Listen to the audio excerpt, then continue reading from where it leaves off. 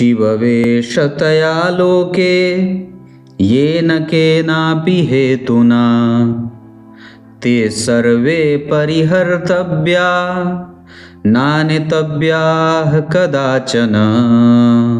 प्रिय दर्शकों नमस्कार, एक बार फिर से उपस्थित हूँ आप सबके सामने। आज का कार्यक्रम हम कुंडली देख करके ये कैसे जानेंगे कि रिश्तेदारों से, मतलब जो दुनिया के माया जनित संबंध हैं, भाइयों का, मामा का, पत्नी का, पिता का, इनसे कब हमें लाभ हो सकता है, या क्या हमारी कुंडली में ऐसा कोई योग बना है जिसमें हम रिश्तेदारों से लाभान्वित होने को लेकर के हैं। हमारी कुंडली में ऐसा कोई योग है जिससे हम रिश्तेदारों से लाभान्वित हों। तो आज का कार्यक्रम मुख्यतया इस विषय पर ही केंद्रित रहेगा। आपका पुरुषार्थ आपको निश्चित रूप से सफल बनाता है, पर कई बार हमारे रिश्तेदार हमारे जीवन को आगे बढ़ा और होते भी हैं, आगे बढ़ाने में बड़े सहायक हो जाते हैं, या उनसे ही हमें बहुत विशेष लाभ हो जाता है। शुरू करते हैं आज का कार्यक्रम।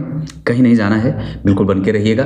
कार्यक्रम के आरंभ में मैंने जो श्लोक पढ़ा है वो शिव पुराण का है, जिसका अर्थ कार्यक्रम के अंतिम हिस्से में बताऊंगा। अगर आपके पास आपकी कुंडली है तो उसे थोड़ा देखने की कोशिश करिएगा।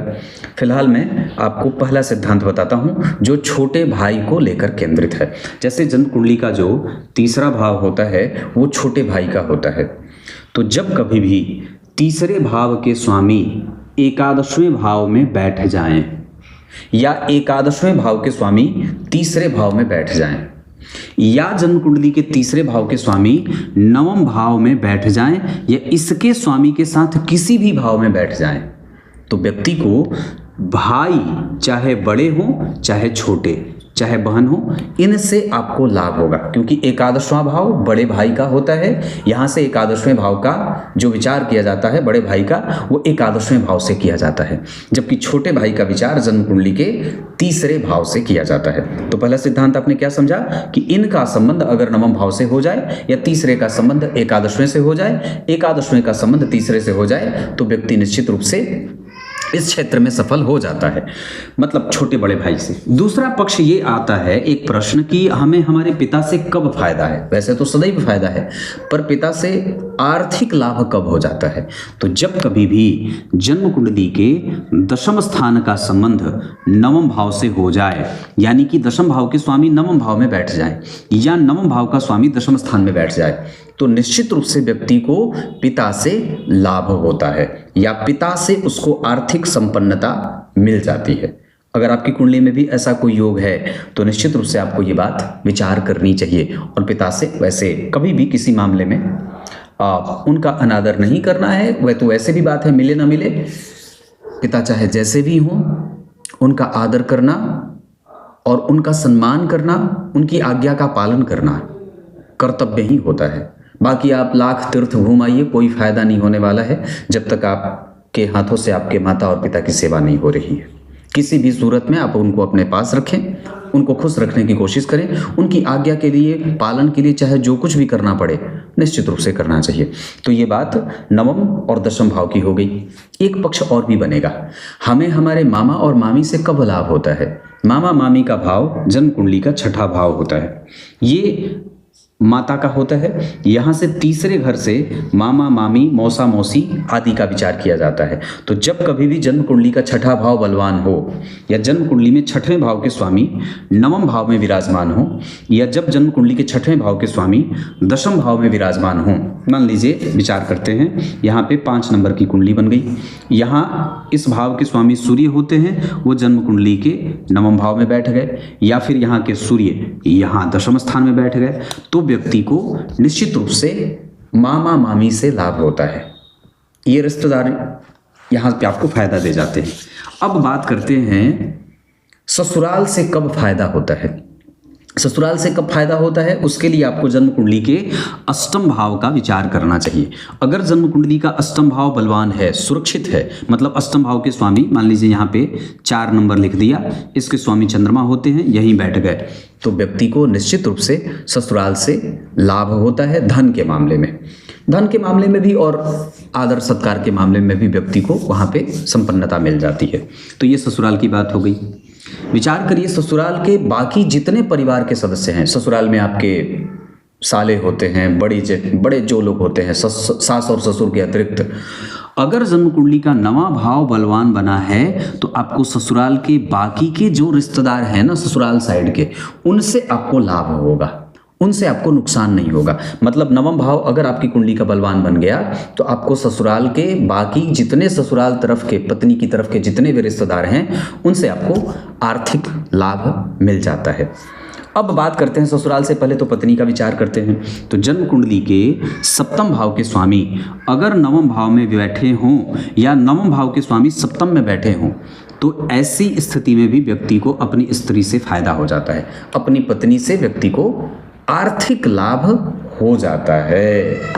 अब बात करते हैं कि मित्रों से कब फायदा होता है, मित्रों से कब लाभ हो सकता है। तो जन्म कुंडली के चतुर्थ भाव के स्वामी का संबंध अगर नवम भाव से हो जाए, यानी कि चतुर्थ भाव के स्वामी चंद्रमा बने और वो जाकर के जन्म कुंडली के नवम भाव में बैठ गए, इस हिसाब से आपको मित्रों से लाभ हो सकता है।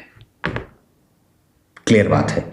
तो इतने सारे विचार आपने देख लिए। एक पक्ष और बनता है कि जन्म कुंडली के लग्न के स्वामी, मान लीजिए हमको किसी से कोई फायदा हमको चाहिए ही नहीं, मुझे किसी से इच्छा नहीं है कि मुझे कोई कुछ दे, तब आपको आपका लाभ कैसे, आप स्वयं के लाभ में कैसे जा सकते हैं। जब कभी भी आपकी कुंडली के लग्न के स्वामी लाभ भाव में बैठ जाएं तो व्यक्ति को किसी की इच्छा नहीं रखती, किसी से उसको प्राप्त करने की मंशा नहीं होती है, वो स्वतः अपने पराक्रम पे आगे बढ़ जाता है और स्वतः अपने समस्त इच्छाओं की पूर्ति कर लेता है।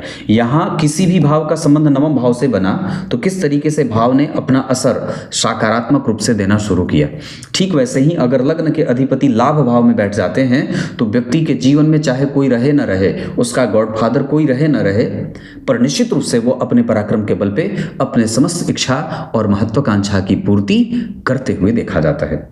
तो भगवान, ये जो नाते रिश्तेदार होते हैं ये जलने वाले भी होते हैं आपकी प्रगति देख करके, और कई बार तो उनके बिना आपका कोई काम बनता भी नहीं है। वो आपकी पीठ पीछे आपकी बुराई भी करेंगे, और जब आप कोई जश्न मनाएंगे, कोई त्यौहार, कोई कुछ आप अपने जीवन में कुछ काम ऐसा करेंगे, जब उनको आप आमंत्रित करेंगे तो आपके घर पे आने पे उनकी जलन भी बढ़ती है, नहीं बुलाने पे भी जलन बढ़ती है।